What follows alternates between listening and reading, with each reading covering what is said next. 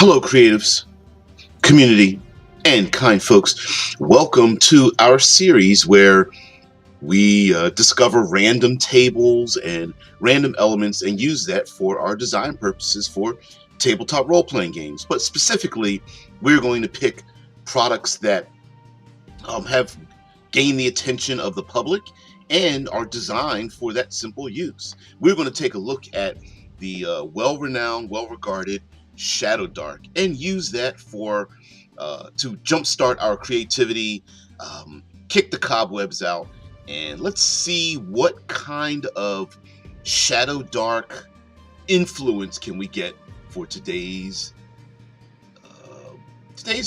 creative influence. Maybe we can make a little world or encounter or location. But first, let's hit the intro and we will return.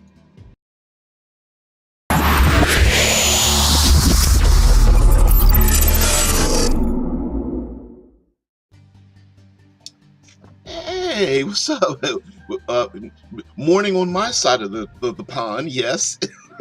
Hey, Red Dice Diaries, thank you very much for stopping by.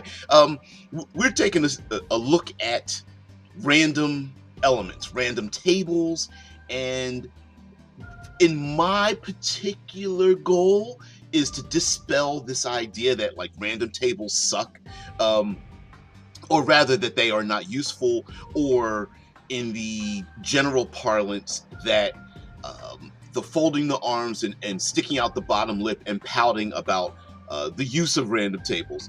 We grognards, us old graybeards, know that really random tables are I see it true. Random tables, no. Yeah, random tables are just basically bullet points with prep, right?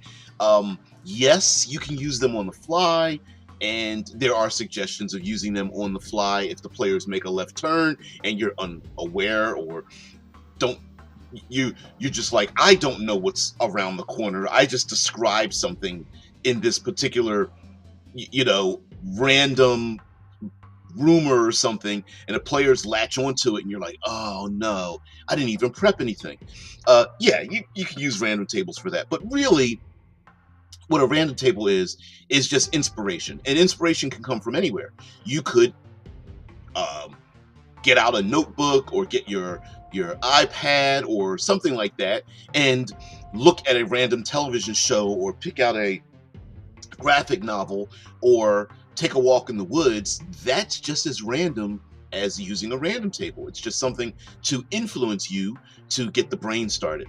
Now, of course, I'm going to be showing you some various products that specifically are designed with the random table in mind, but really just a random table is just something that influences you, that uh, gets the creative energies flowing when we have a writer's block or some kind of creative, oh man, this is the fifth time I use this idea. I need to step out of my own way, and so that's what I think random tables are best for. Yep. Yeah, I'm all about random table. Life's great for sparking ideas during prep. Me too. And there's a lot of myths about the random table use, like, oh, if I roll on a random table, I have to stick with what I rolled. Hell no. You don't have to. Like, you can roll 15 things on a random table, look at all of it and go, nah, I don't like it. But it might inspire you to do something maybe the opposite of it. But we are going to specifically pull something out here. This is Shadowdark. Now, Shadowdark, we did Knave yesterday, and Knave is all about the, let's see, Knave second edition. Bam! We did Knave yesterday, and there are dozens and dozens of D100 tables, all with basically one or short words or phrases to get the brain started. Shadowdark is a bit more, and we will take a look in the pages in this book. Shadowdark is a bit more focused on the dungeon delving, and so therefore a lot of the entries are geared towards dungeon delving. And when it comes to the dungeon delving aspect, let's pull this here. Yay! And we have the PDF. We'll take a look at that. And we also have a document up that we can start writing some of these things down. There are these 2-page spreads, and I love the layout of this as well as Knave. I like having all of my information on these 2-page spreads. One of the more difficult things if you become a producer of products, written products for tabletop games, the layout is so important. And for me, I love a 2-page spread, just simply because I have all the information available to me. And if I don't feel like making a roll or something like that, here we go with the blurring out on the camera. But if I don't want to do a 2-page spread, there is the option of just basic 2-page spread. If I don't like an entry, I can easily scan over it, and especially with this like small A5 size, I can find 5, 6, 8 entries that I prefer. But because my camera's acting up, we're not going to go for that. We're going to go to this particular one here, and this is the PDF, and we are on one of the pages. This PDF. And this is the artwork that is in this 2-page spread. But we're going to move down here, and these are just alphabetized. We do have ourselves some dice, and each of these entries in Shadowdark has this is a sentence that includes context. You don't have to agree with it, but this is classic dungeon delving. And what I like about using the context is that it can spark the brain as to why this particular thing is happening. So just to give you some insight into many of these tables, it starts out with a title. We have Arctic and Artisan District and Castle District and Cave, and even more than the cave, deep tunnels, the desert, the forest, and all this such. These tables, like the OSR, are not balanced. So in other words, the table doesn't care about what character level you have. That's on purpose. In the OSR, while there were dungeon levels and there was some method to keep balance involved, basically the ability to balance encounters was all based on the player's actions. Do you want to fight the thing? Do you want to parlay, run, follow it, investigate? It was all on the player's side. There was no turning left around the corner and roll initiative. It was based on the context of the thing. So we're going to roll some random encounters and see what these tables have. So this is an Arctic encounter. I've got my dice. I rolled an 85, and it says, a wide tunnel in the ice leads to a purple worm's mouth. Very strange, but yeah, I mean, do the players slowly walk down this wide tunnel in the ice? Is the purple worm doing this because it thinks food's going to walk down into its mouth? I don't even know if purple worms like Arctic regions. That, I guess that would be up to you and your particular group, right? And you know, maybe other things have already walked into this purple worm's mouth. And if the players are careful, of course they would see the purple worm, no matter what level they are, right? Let's go with another encounter here. That this also means that purple worms exist in your world if you accept this particular entry. You don't have to have purple worms. I rolled a 40. The Waste Walker appears. Level 10 white icy greatsword. That sounds like turning left and it appearing. Although in an Arctic setting, that appearance could be anything. Out of the mist, walking through a blizzard, teleporting, rising out of the snow, or a frozen lake. What is that? Also, Waste Walker is capitalized. So is Waste Walker a singular mythic mythological figure that the PCs have been looking for? Um, maybe this level 10 white with the Ice Sea greatsword, it gives you Game of Thrones vibes. Maybe it ignores the player characters, or it's on a mission, or what have you. So you can always come up with something new. There's also a lot of the tables vacillate between like wilderness and cities. And in classic Dungeons and Dragons, there was always the air quotes the city you went to recover, and then you go back out to the wilderness. Of course, there's adventurers in cities. So Shadowdark has been created with a number of districts, and yes, previous to these tables, you can make random districts in a random city and use that on the fly if you want to have some creative spark. Mind you, remember, if we're going to use tables for prep, you can roll something and go, yeah, I don't like that, and just move on. Or use like the idea previously about the Waste Walker, and the idea of this high level white. Maybe in your prep or your world, something like that doesn't exist, but you go, oh, this is a great way to introduce this other character, so on and so forth. So we have an artisan district, rolled a 19, and we have horses being shod, break free, and stampede in the street. A lot of these like city elements have action verbs attached to them, so something is happening. Again, in the artisan district, rolled a 70. A woman in a cowled cloak pulls down wanted posters, and a lot of this leads to other stories like why, when, how. What This doesn't make any sense. Maybe it leads to players to want to uncover that story hook. Like, why is a woman in a cowled cloak pulling down wanted posters? Is she related?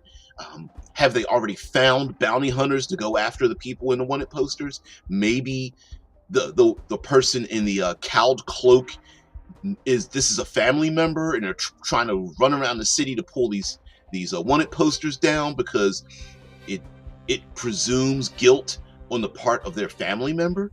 Maybe the cowled cloak woman works for a criminal organization or something like that, or a religious organization. We don't know, and it could be some emotional part, or she's paid to do it. Who knows, right?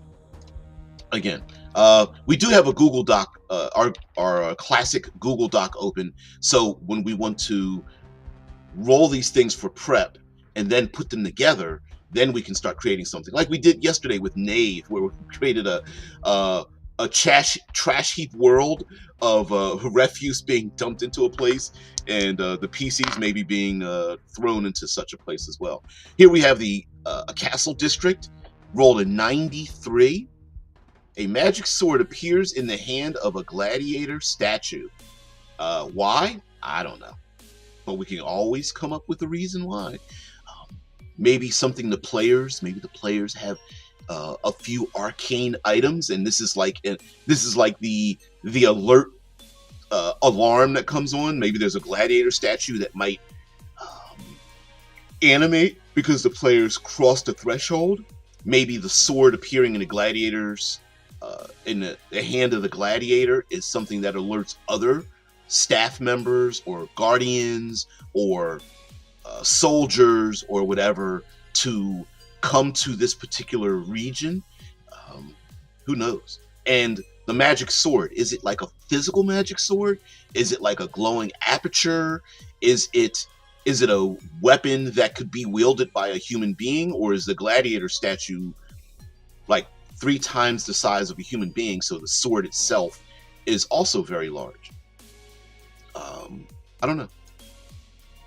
Let's roll one more time. 66. Ooh. Dungeon prisoners grab at ankles from the barred gutters. So apparently there are dungeon prisoners. This is a castle district. Maybe there are individuals that were arrested by the nobility. They could be, why are they arrested? Who knows? Political prisoners. They could be refugees. They could be pickpockets and other kinds of thieves. Many of these, maybe there's different levels of crime. They're all thrown together or thrown down in a dungeon. There's a little spot for people to like breathe, and maybe even some rainwater to slosh into the bowels of the dungeon of the castle, and they're grabbing at the ankles of passersby. And maybe they have something to say, or maybe they are speaking in tongues. Who knows why they're there? Maybe it's the clue because the PCs see a tattoo on the back of someone's hand, someone that they're very important they're looking for. Maybe it's a great way to, maybe one player character got killed. It is the OSR, and how do we introduce another player character? Well, hey, grab it at the ankles. PCs go, we need to free that person. Nudge, nudge, wink, wink. We need to get our player character introduced back into the game, and they do like a heist breakout or something like that. Heck, it could even be something as simple as used as a fetch quest. You know, someone in the gutter or whatever throws the PCs something like a shredded parchment or whatever, and says something that in the moment doesn't mean much. Go to the Five Mountains Keep and you will see the color purple on the sunset or whatever, right? And then simply disappears as a guard like smacks their hand away, or takes a rod and starts breaking wrists and knuckles, and tells them to get back, to stop grabbing at people's ankles, and the PCs are like, what the hell's going on here? But yeah, lots of that kind of stuff. Now, prior to all of these, and mind you, there's a number of these that are here. Deep tunnels, desert, forest. I'm going to get to what you guys have to say in a minute. Grassland, high district, jungle, the low district as well, marketplace, mountains, ocean, and it goes on and on and on. There are, before we even get to these, like, how did the players get here? Were they traveling? You can use, there are also random tables before we even get here, okay? And so we have ourselves, prior to those, the something happens table. Maybe there's an old saying when it comes to like movie making or something, and it's like, when the story has a lull, have someone break in the door and gunfire erupts. In other words, it's like, you know what? I don't even have a story. Let's have something random happen, and we can roll some dice. I rolled a 39. You smell lilacs and hear faint ghostly laughter. That's random. What's something else that's random? 87. A man slaps you with a glove and throws it at your feet. Isn't that the classic? Like, I challenge you to a duel. You've offended me there, sir. Yeah, pretty ridiculous. Even, let's see, 22. A strange ticking sound comes from inside your bag. Right? Yes, sounds very modern. Like, is that an explosive? I suppose in your pseudo fantasy medieval Dungeons and Dragons, why would there be clockwork things? But maybe there's a small clockwork creature or whatever, or a watch, or who knows? Who knows what explosives? I guess if that kind of technology exists in your world, maybe it's the first time the PCs are like, oh, these are rods. Why is it wrapped in duct tape with a watch attached to it? I don't know. But yes, lots of these tables are verb accentuated. Something is happening at the moment, and you could make up your own random tables, or it doesn't even have to be random. It could be bullet points as to say, okay, I think these like 12 things, I'm gonna pull one out randomly after using the random tables to say, I want this to happen at this particular time. You know, let's get back to what you guys have to say first, because I ignored you and I didn't mean to do that. Drew says, sparking ideas is neat, but for me, the tables are too much based on simulation and not enough on narrative concerns. And I'm all about that narrative experience. Yeah. And mind you, again, because we are trying to use a tool to give us a spark, if it doesn't, like if some of the entries are a little bit gonzo, like if it's a little too comedic, or you're trying to elicit fear or tension, but the entries are all like high action and cinematics or something, you don't have to go with that. But remember, this is prep. So, hey, one-eyed heathen. Oh man, what's going on there? RPG Radio says, I really like free flow RPG streams when I'm pushing iron in the gym. Well, I'm glad you're here, and thank you very much for saying something about it. Yeah, just found my nail clipper. That's a very random thing to say. But I'm glad some of us are exercising both our brains and our bodies. That's actually kind of cool. Reminds me of old videos of chess boxing. Yeah.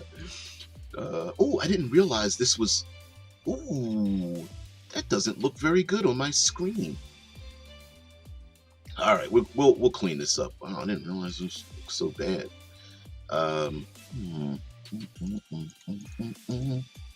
You know what? Let's go with the one pager and increase the size of this. So, along with this, here we have rumor table. Maybe we'll use the rumors table to start creating something.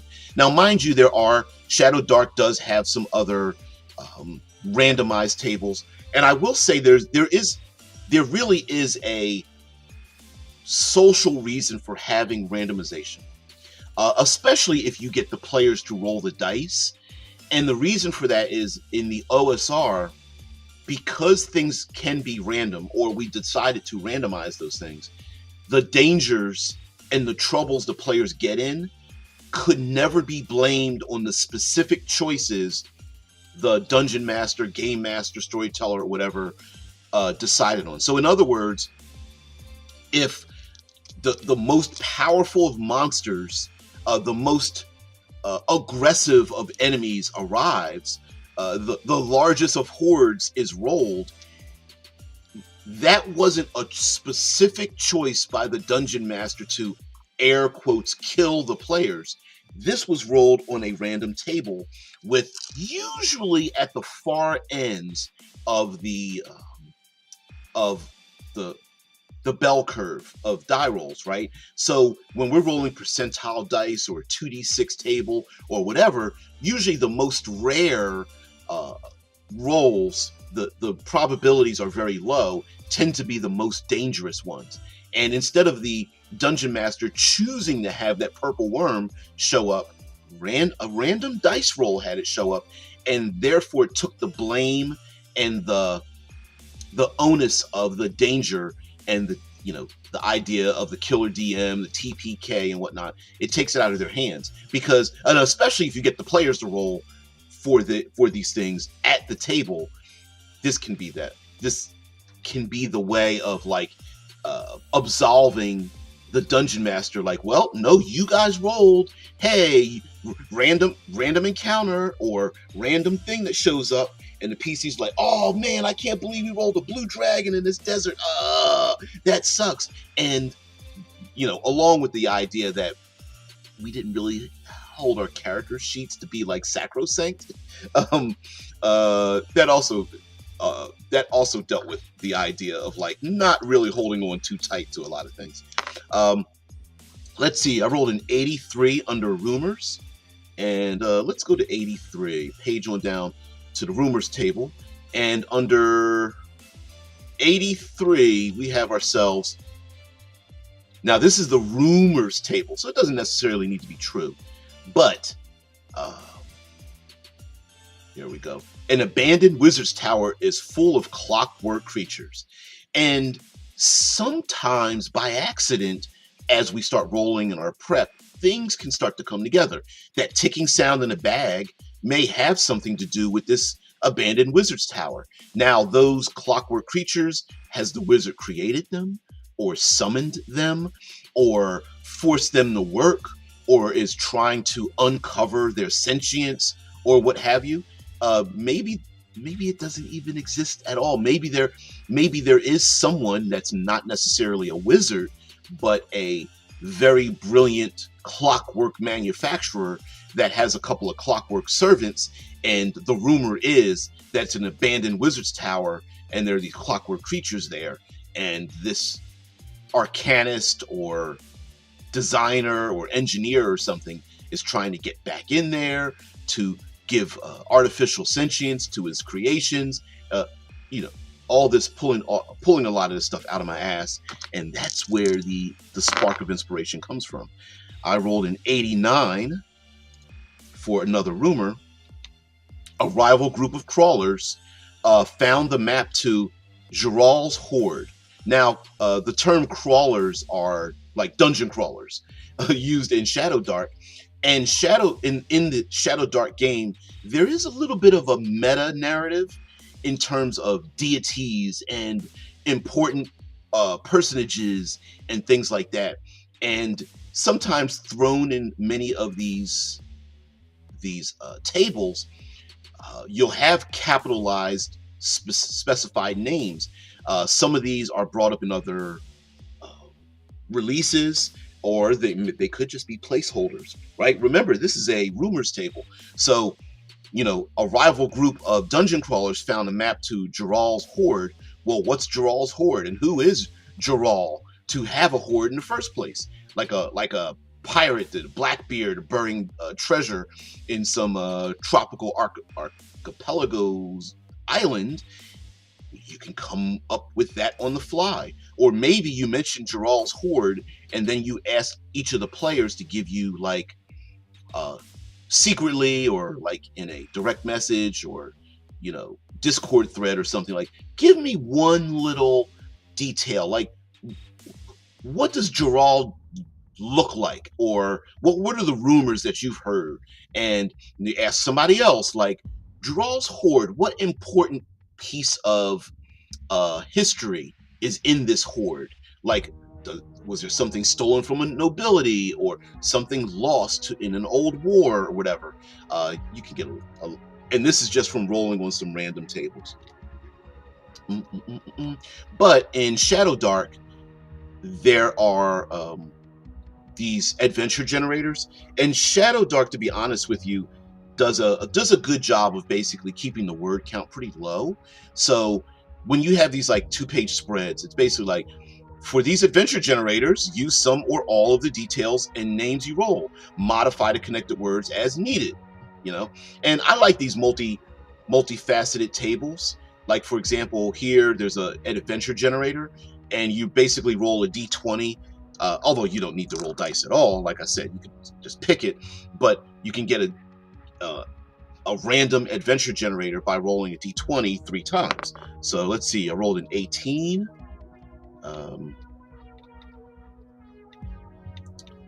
Escort the, so we're going to escort the adventure generation. Escort the, let's see, I rolled an 8. I know I'm moving stuff around here. Escort the demon. Okay. And I rolled a 3. Escort the demon at the bottom of the river. That's a very strange. Now, do we have to keep it? No, but that seems kind of complicated. Escort the demon at the bottom of the river. So there's a demon at the bottom of the river, and we have to escort them, or are we escorting the demon to the bottom of the river? I don't know. The demon doesn't need to be the players may not know that a demon is a real person. The demon could be someone that has been the demon could be a name of an individual. like a criminal called the demon. The demon could be something hidden, and the players just have like a prisoner or a noble or a merchant or, I don't know, an oracle that later they find out is a demon. The demon doesn't need to be like red skin, slathering, flaming, blah, you know, could be like a Rakshasa, you know, like a shape changer, someone, you know, someone with a alabaster skin and silver hair and tall elven ears and whatnot, and the players don't realize what the hell that's about. The escorting itself may be something that the PCs normally do, and then they realize they're caught up in something dangerous, right? And the bottom of this like river or whatever, is there a way to breathe down there? Does the adventure happen underwater? Is there an arcane way to get there, or is there basically like a grotto or something, and there's a cave structure that goes underneath the river itself, and the adventure is like a dungeon delve, but above the player characters' heads is, you know, every moment they're down there, there's water dripping from the ceilings, and they're like, please don't poke the ceilings with the 10-foot pole, because that's not a good idea, right? Then there's the adventuring site name table. Let's see, I rolled an 8. The monastery of the, rolled a 14. Monastery of the Blighted, and I rolled a 1. Monastery of the Blighted Flame. Okay, so maybe down under the river or on the other side of the river, there might be a monastery. And the Blighted Flame might be, maybe there's an eternal flame that has a very strange color to it. You know, the classic blue dark flame that doesn't give off any heat or doesn't cast any shadows or something like that.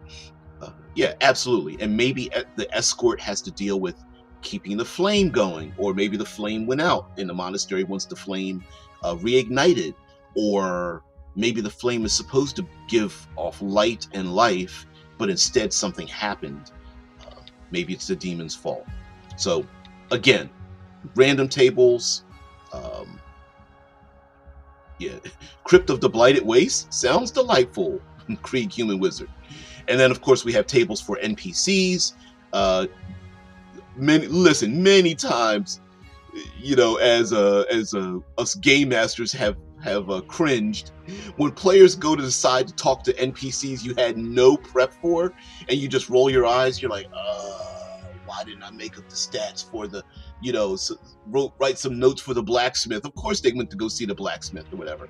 And happens very much. So we've got, like, you know, your random ancestries and ages. A lot of times, like, something I know I fail to do is changing the age of an NPC to make them like young, like a child or adolescent, or making them elderly or ancient. So I do that very often. Like, maybe I should just make them like very much younger or older, right? Ancestries based, you know, Dungeons and Dragons, classic Dungeons and Dragons. A lot of times they are humanocentric locations, and we forget to throw in the other people instead of making them special snowflakes. We tend to forget that there's other races in our big metropolitan cities or whatnot. Of course, we have our alignment and wealth. Yeah, okay.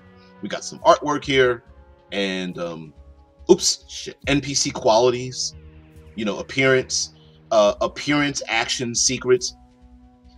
These three are very common things that we can use for NPCs, and to be given a spark, especially the secretive things, right? Like appearance is, you always love to have your NPCs to have a unique quirk or appearance, like a one eye or braided hair or stocky build or very tall. And, you know, what do? They spit, always eating, card tricks, apologetic, slaps back. You know, is that physical slap back? Or is that, hey, every time you say something, they gotta like have that last word in, like, oh, you think you can cut me down with language? I'm gonna cut you back. And then there's also, for me, it's all the secrets, right? Hiding a fugitive. Shit. hiding a fugitive, adores baby animals, obsessed with fire. That's how many times have we seen this in movies where someone's got a lighter and they're constantly clicking the lighter, click, click, click, click, click, on, off, on, off. Can be very annoying. Uh, Another secret is a half demon or was a wizard's apprentice. Like why was that a thing? Needlessly picks pockets. Needlessly. False identity. So yeah, love that. Has functional gills. Like, was that a transmutation? Was that a curse? What adventure did this NPC go on to have functional gills? Maybe they're trying to hide the fact they have functional gills because they are from a heretofore unknown aquatic fae or something like that. Gambling debt's easy. Works for a smuggler. That's easy stuff. Is a werewolf. That's fun. Maybe the secret is this person doesn't even know it yet. Can actually smell lies. Bunch of fun stuff there.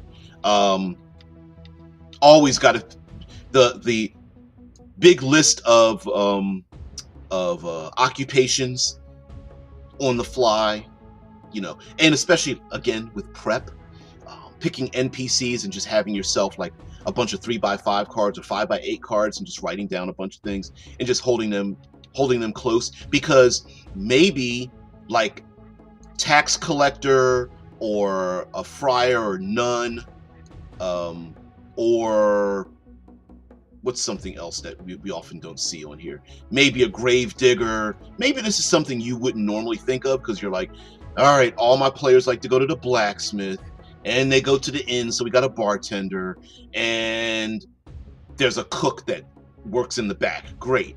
But, a carpenter or a locksmith? I mean, if that exists in your world, maybe you didn't think about it and go, oh, locksmith, that's a different occupation.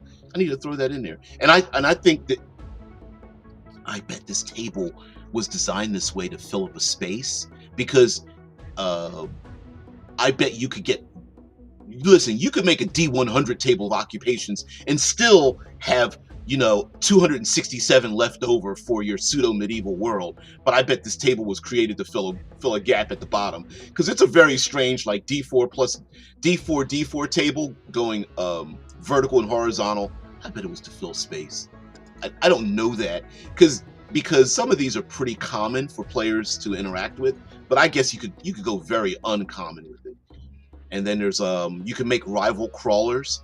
Don't see that too often in dungeon crawling, but in the OSR, the idea that there were you're working against a time, and that time factor is other dungeon crawlers going after the ill-gotten gains you want. Party name for the rival crawlers that might be going after the same things that you're going after. Drew's like, alabaster skin. Yes, the pale ones are indeed the evil ones. I don't know why I pulled that out of my ass. You're so bad. Heathen's like, are you suggesting Sparkle Raspasia resides in Uranus? Not mine, it's Uranus. Yes, the dark moist hole. Yes, if you arrive, bring snacks. A minor demon has been bound underneath the river, so it has been polluting the land. Since it is a supernatural being, it must be escorted out with a specific dance to get it home. I like that, Heathen, right? And, coming up with these story ideas for the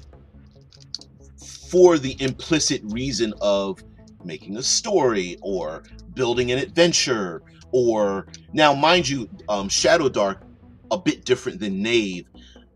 This Shadowdark to me doesn't really speak of like, oh, this is a lot of stuff to create a known city or town, but you could assemble this instead of going large and zeroing in. A lot of these details are small, and you would expand them out. Like, is the rumor of the need to escort a demon to this river with this monastery and this blighted flame, is that something everybody knows about, or is that just for the player characters, right? Because if the people know about it, you can make all kinds of crazy rumors that may not be true, or they're true, they're just misinterpreted, which I think is much better. Having red herrings, I don't think is a very good idea in a tabletop game. In a book series, sure, if you're a novelist or something, but for players, you really should reward them for the investigation that they do. But to make the world alive, having something misinterpreted is really good. Like, if the people think they're lizard folk that live out in the swamp, and then you come to find out that, well, they're more like troglodytes or draconians or dragonborn or naga or yuan-ti or something like that, doesn't mean that you were lying. It just means the people will just misinterpret it because they don't know the difference between all those things that I just mentioned in classic Dungeons and Dragons. All they know is scaled feature, semi-humanoid, run my ass off. They're not going to stick around and go, well, they're CR7, so unless they have a treaty with the people. Maybe they do know there's a difference between one or the other, and that the lizard folk are different than the other scaled folk that the PCs may come across. Let's go to Halopia. Hello. All right, let's get back to this document here. Also, the rival crawlers here, they have names. Let's go with number 5, the Dread Rangers, known for going missing for a year. How many times have we had adventures that start with a previous group of explorers going missing, or found dead, or corrupted, or something like that, right? And a good way to give your players information about what happened previously.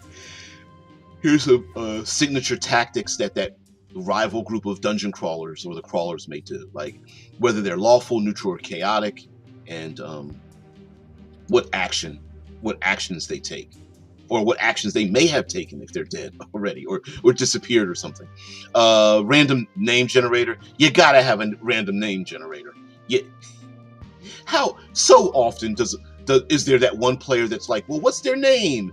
And you just look at them like, the classic beady-eyed stare, like, oh, you squint, like, seriously, I knew you'd do that. So yeah, random name generator, fun. And then it even goes even further, like NPC names by syllable. A prefix, a syllable 2, syllable 3, suffix, or whatever. Yeah, you can make them. I always default to the number. This is, no one has to follow this. I always made the importance of an NPC based solely on the number of syllables in the name. So the most minor NPC had a 1-syllable name. Someone a little bit more important that might show up maybe again, if I think they're interesting, would have 2 syllables, and 3 or more syllables, they were a named NPC that has extreme importance. So I don't know why I did that for a while, but it just made it easy in my head to juggle NPCs that I had, and when my players picked up on it, they were like, "Oh, okay." If I gave them a 1-syllable name, they were like, "Oh, okay, we don't have to worry about this person." But if they had 2 or 3 syllables in their name, they're like, maybe we should investigate further. And I'd be saying in my head, yes, please do that, because this is all I have prepped. Shadowdark maps. These are like random tables if you really want to make random maps, whether it's hex crawling, dungeon crawling, things like that. What type of site is it? What's the room like? Things like that. Again, like the Raging Swan, Dread Thingonomicon, and the Dungeon Dressing book. that I also have that we're probably going to go through. Very much classic dungeons and walking through and things like that. Boss monsters, traps, mob monsters, hazards. Again, sometimes we can get stuck. Sorry, let me go back here. Sometimes we can get stuck with filling the gaps. Much like over here, like there's traps and there's like the details under the traps. Like, is it crude? Is it sturdy, ancient, or large? Is it toxic, mechanical, deadly, ensnaring? Maybe there's a monster mob, like a mob of monsters. Are they reckless? Are they organized? Are they minions or tricksters? Vermin or warriors? What? There's 24 of them, but what are they like? That's down in this deep dungeon. There's also like minor and major hazards, like stuck or locked barrier, dense rubble, collapsing walls, a short fall. There's major hazards, like instead of a short fall, there's a long fall, maybe toxic gases or vapors. Anti-magic zone, drowning hazard. I don't see too much aquatic hazards in these things. Solo monsters, boss monsters, NPC. And then overland hex maps. We love ourselves some hex maps, don't we? And then hexes, and then making details about the hexes next to it, which is always an issue when you got hex maps. This whole channel is dedicated to like, if you have mountains, then next to mountains would only be this kind of territory and terrain or whatever. Dungeon level, danger level of the hex. Is it deadly? Is it safe? Lots of terrain and cataclysms that might be happening in that location, like pestilence, earthquakes, storms, volcanoes, or fire. We don't often see in random travels and things like forest fires or earthquakes or a flood, whether it is flooding or has flooded before, whether it's current flooding in the present time, or whether it has flooded because there were many rains or a levee broke or something like that, or whether the place is prone to flooding, so it's not flooded now, but the PCs are given information about like water levels or things like that. People that are traveling, why are passersby? Why are all their wagons shaped like boats with wheels on the bottom?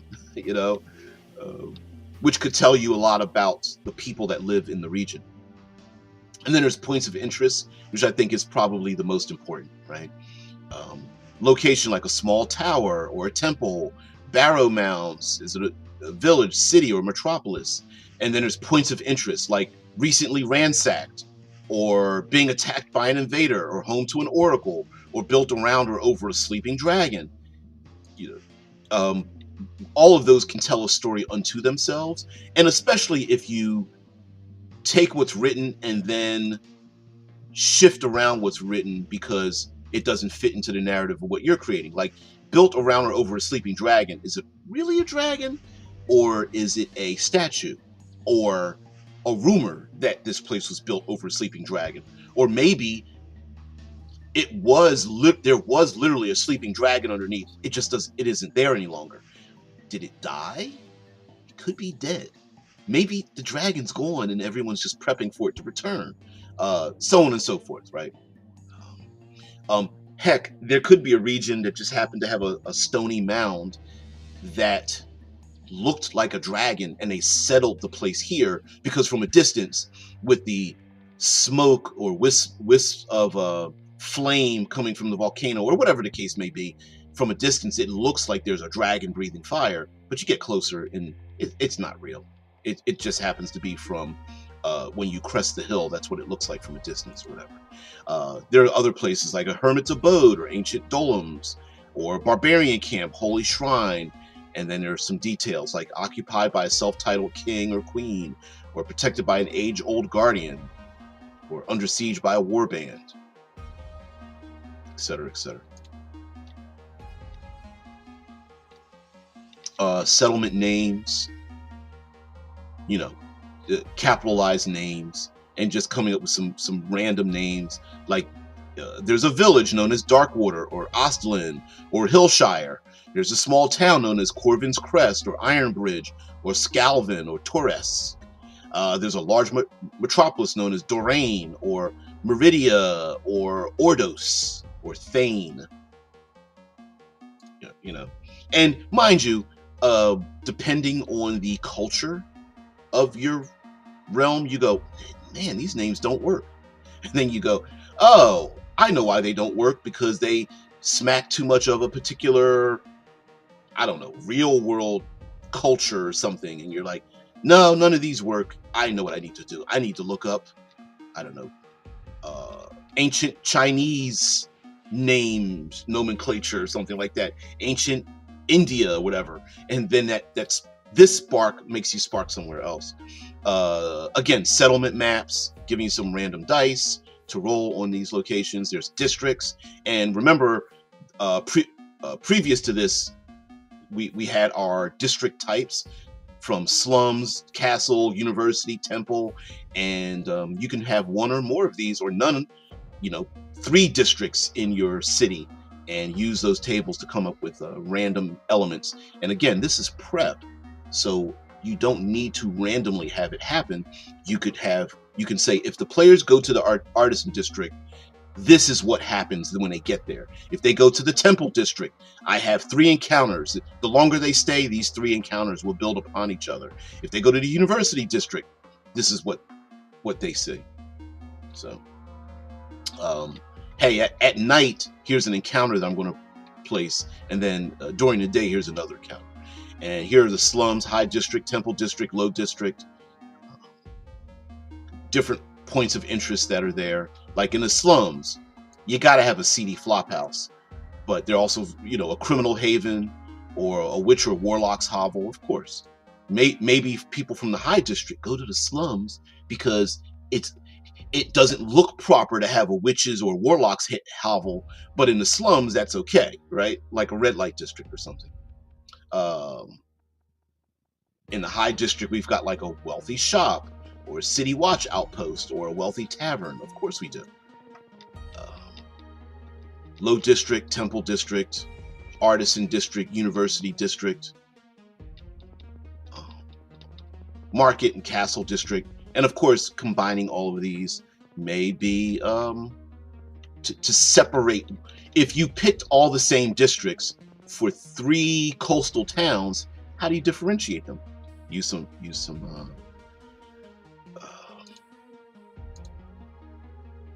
dragon mummy.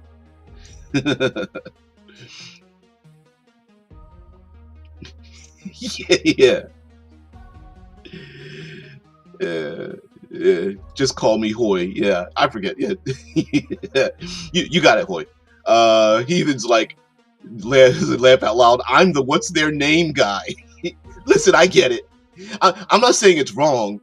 I'm just like internally going like, you damn it, you! I knew you'd do that, right? He says, I'm the what's their name guy. I always like knowing the weather, the smells, the reason for the festival, the name of the tavern, etc.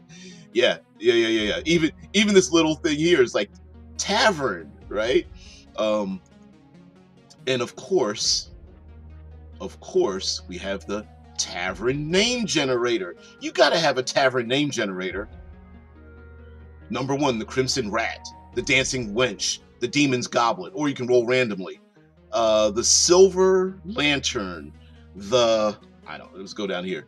The Filthy Pig, the Jolly Eel, the Rusty Goblet, the Dog, and the Dagger, right? And of course, this third part, it says like, known for cult rituals in the basement, or ancient tunnels in the cellar, or known for thieves' guild spies, or hostility towards spellcasters. You gotta have your tavern, right? And then of course you have to have your tavern menu, because there's going to be one player that's like, what's your favorite drink here? What's good to eat?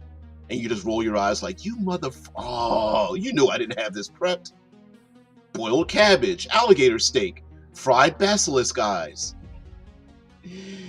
Yeah, I don't know what fried basilisk eyes are, but whatever.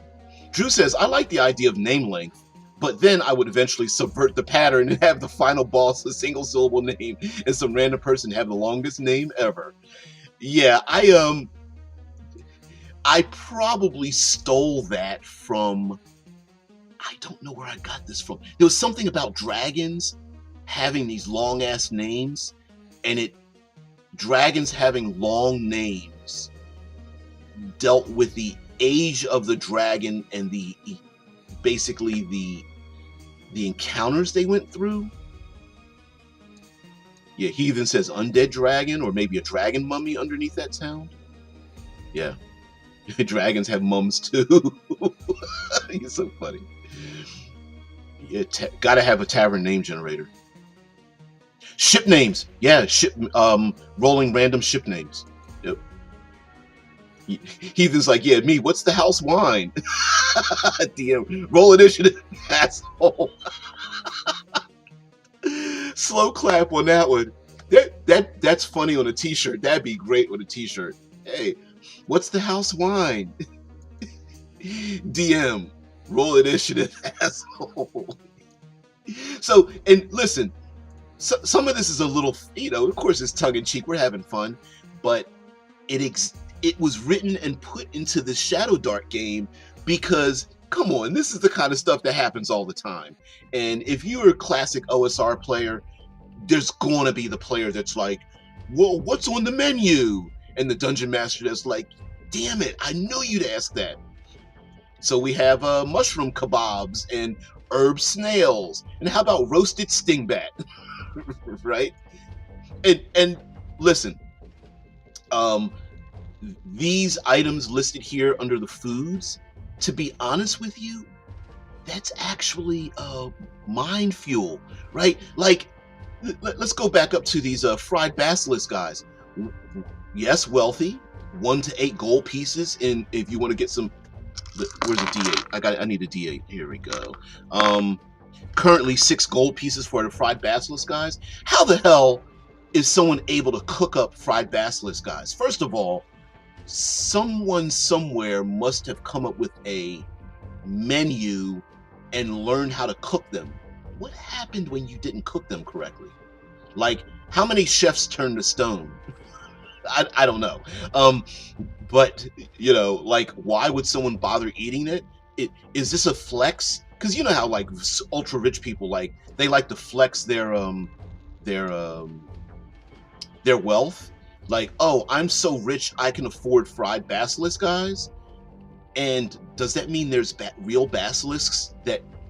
Are there enough real world basilisks in your world, your setting, to be able to make a meal from their eyes? And who killed these damn basilisks or captured them or is raising them in captivity? I don't know. I don't know why anybody would want to have like basilisk wings. I'm assuming they're fried in hot sauce. Frank's hot sauce. You can put that shit on anything. Anyway, wyvern tongue, dragon shanks, dire lobster tail. I mean, come on. It says something about the world, and that's cool.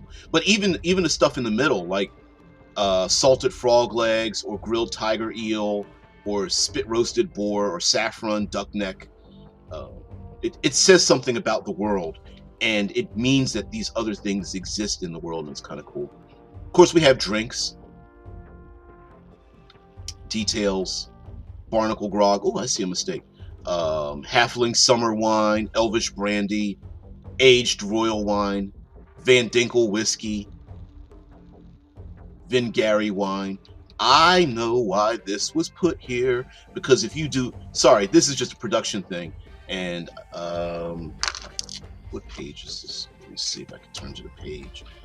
In the printed book, I'm pretty sure it was corrected. I'm going to guess it was corrected. Printed book. Let's see. Taverns.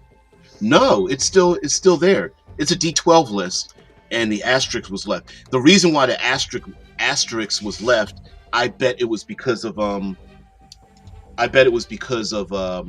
layout, and she probably wasn't sure how long the list would be.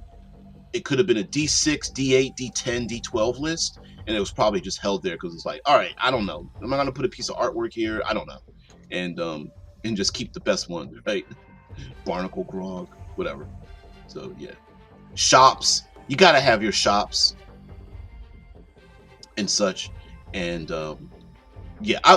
Mind you, I stopped because I was going to start rolling with a bunch of these, and I do have like a Google Doc open up, and I was like, this is going to be so long.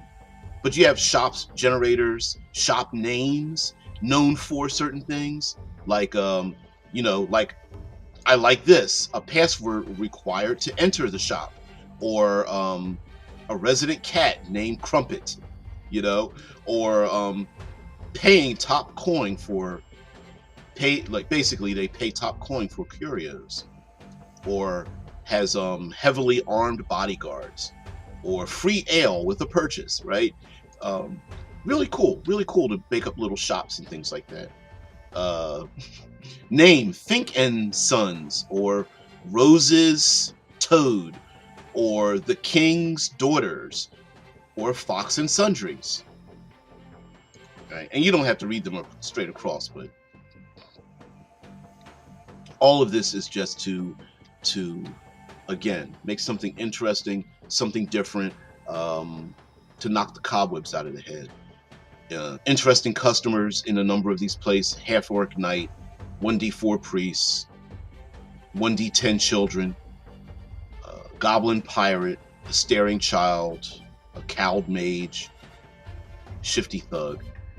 Other customers, right? Then we've got ourselves some artwork, and let's go with our 2-pager. Oh, there we go. So guys, thank you very much for just letting me show this off a little bit. Hopefully dispelling the rumors about like how random tables are utilized here in this Shadowdark book. Let me go ahead and do this.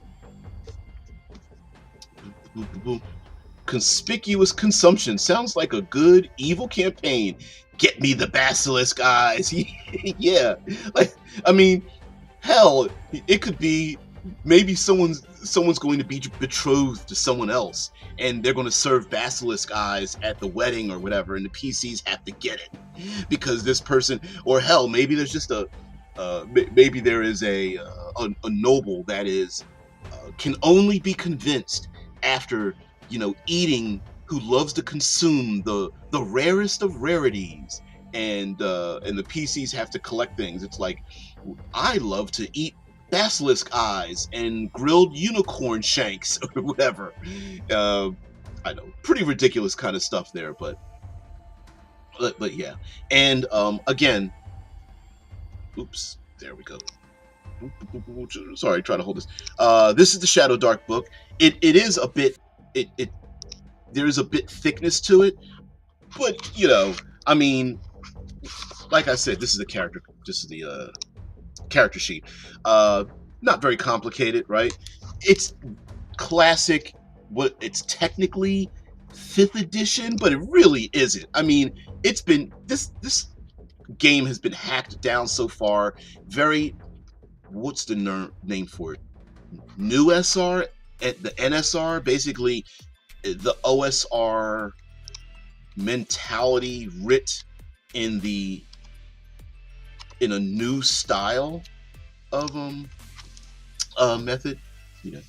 Yeah, a heist where the PCs have to steal the basilisk's eyes centerpiece. Yeah, from a wedding. Ooh, yeah. I mean, who's to say the basilisk eyes are chewy? Maybe they are already stoned. Drew says, nah, you just reinforced my distaste for random tables as something that will not create any depth at my table, which is fine, right? I'm not a gatekeeper. I just like to expose people to different things. Because listen, Drew, I'm not that way. Look how many other different games we have done on this channel. I'm just appreciative of how things are done in that way, right? DBJ is in the thick games? What do you mean by that? I like them all. I'm a polygamist. I love them all. But yes, you are right. Like for example, it again with the whole idea of things being gonzo, right? If you're not really into if you're not into the idea of having things happen as a game master in which you don't know what's going to happen, I can see that being a risk, right? Because if you're trying to cultivate, you're trying to shape an experience, like I mentioned before about horror and suspension, or comedy, or deep drama, or something like that, a random event that you're not prepared for could very much derail that theme or mood that you're creating. I get it. What I'm saying is that you could do the same thing if you prep it for that reason, right? Like, so for example, if you're doing something suspense and horror, before your game prep, you could go to some random tables and go look down on those. You don't even have to roll dice. You look at the random table and go, I need some ideas. And you go, boop, boop, boop. Oh, number 3, number 12, number 22, number 47 are horror thematic. I'm going to pick those horror themes, write them down, and then when it happens at the table, I know number 2, number 4, number 6 are going to happen in that order, right? Yeah. It says, oh, I love random tables. I think they're fun and work well as a starting point, right? And here's the thing. Both are true. Both. And also, let's remember, like, there's a reason why a hammer is the perfect tool for knocking a nail into a solid piece of wood, right? It's the correct tool for the job. So one of the things that can really throw people off about random tables for any reason is using the improper tool. So if a random table doesn't fit for your theme, into your world, your setting, your players' capabilities for confronting those things, their interest in even traveling around or whatnot, right? Using a table for dungeon crawling when they are pirates traveling the high seas is not the proper tool. So finding the proper tool also is necessary as well.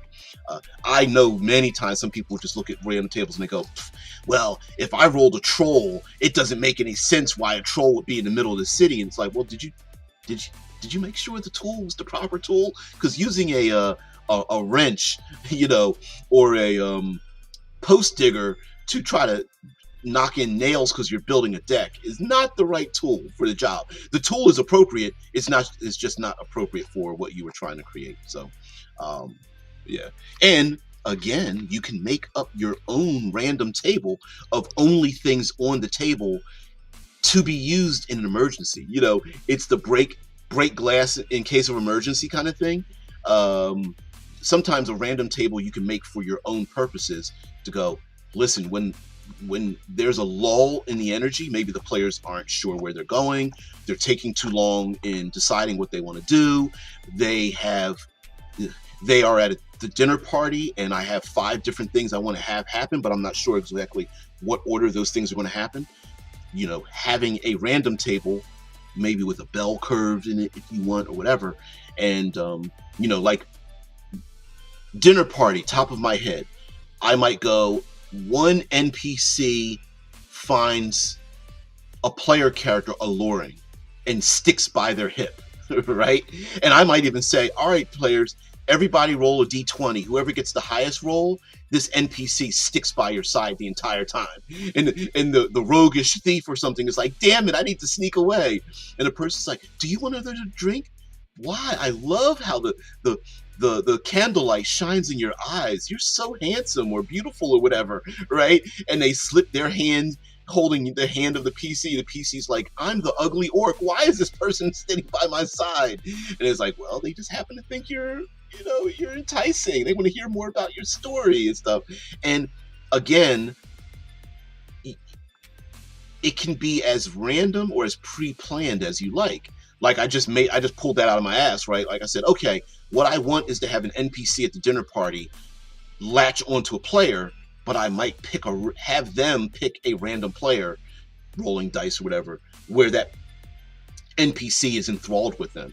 Maybe at the same dinner party, there's someone who is a gossip and is spreading a lot of gossip. But if the players talk to this person, they'll get a lot of information, but the gossip will then start spreading rumors about the person that talks to that gossip. Right? You can start listing these things out, and then they can happen randomly. Yes, I like that idea of rolling dice for an NPC like a PC. Yeah, and it, like I said, you guys know me. I love context.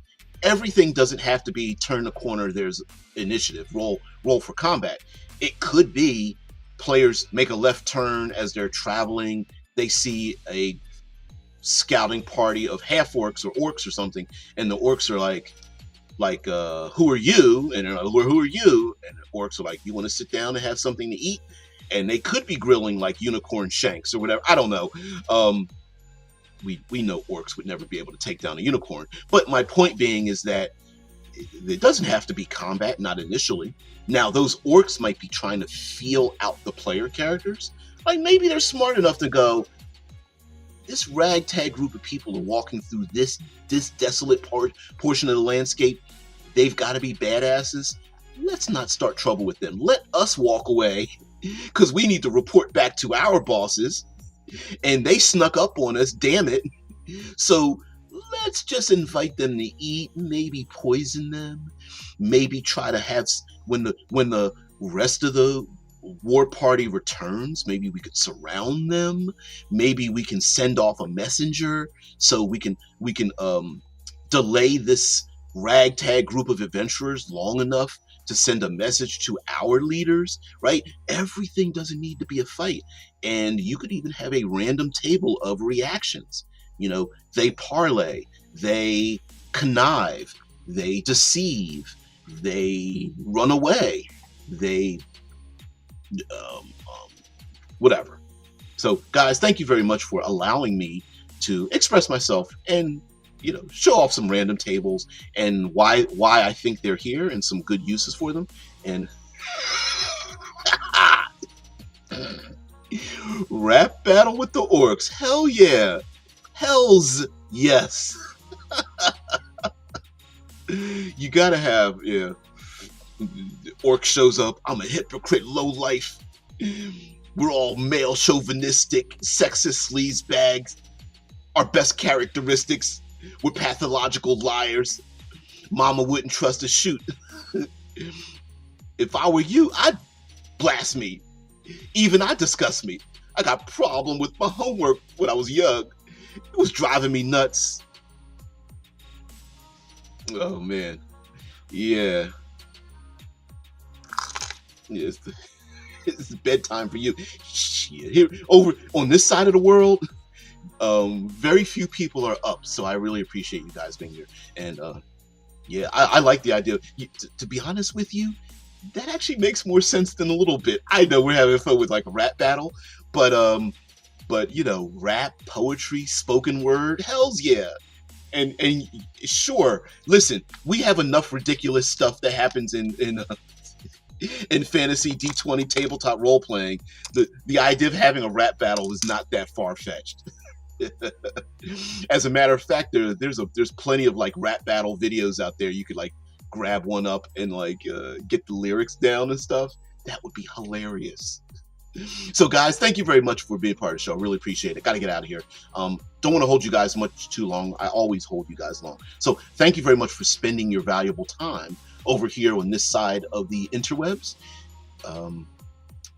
I hope I can make some change in your day and your tabletop role-playing experiences. Thank you very much. Peace, tranquility.